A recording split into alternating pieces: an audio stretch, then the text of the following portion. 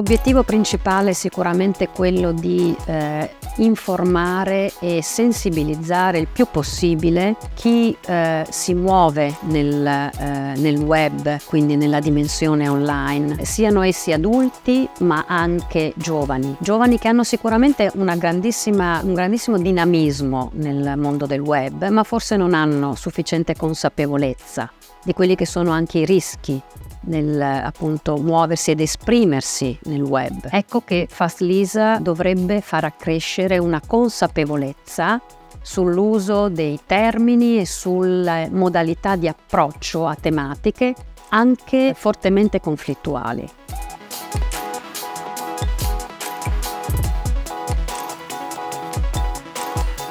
I think the training has been great for one reason. I mean, it's like we provide a very dynamic, creative training, but also not just theoretical, but we put them in situations in which they had to take decisions, like if they were in the real world, like if they were responsibles in a local government, so they had to decide where would they put the budget in order to deal with the hate speech and how to reduce the prejudices in their cities. So they had to reflect about all the fields that influences the creation, the origin and nature of prejudices, stereotypes and also hate speech. They also had to do some role play, like in terms of becoming members of organizations and debate.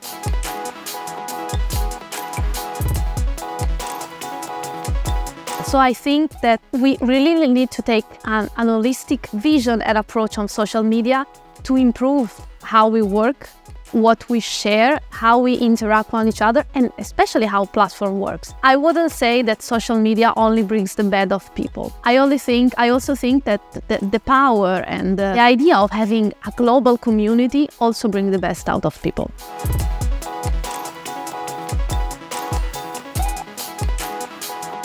Working with youth can be very difficult because they don't open themselves, they have their own fears. But with these local ambassadors that I had the pleasure of working with, it was amazing because they opened themselves, they worked with me, and you knew that this is something that they do by heart, and it is something that they are affected personally, and they want to do their part against hate speech, and that was amazing to see. A methodology of teaching is that you have to establish a credibility first.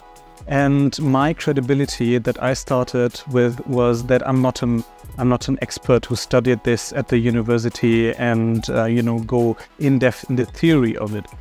What I did was I said that I am personally affected by hate speech, and I showed examples as well, screenshots of some people that comment on my page, of my Instagram and YouTube page as well.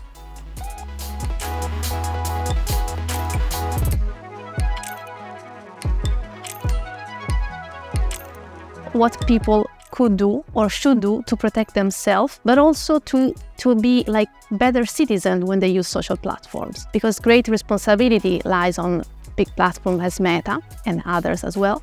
But also people that decide to use those platforms needs to know what they are doing when they are commenting, when they are sharing stuff.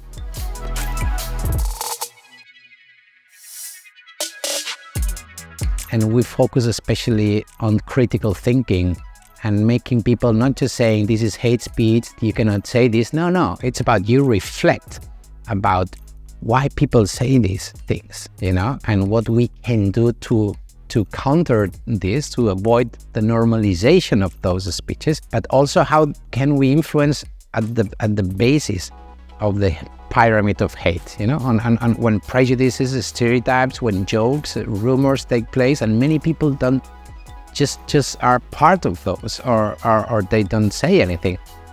We need to start there, not just when the hate speech is identified. That's the top of the iceberg.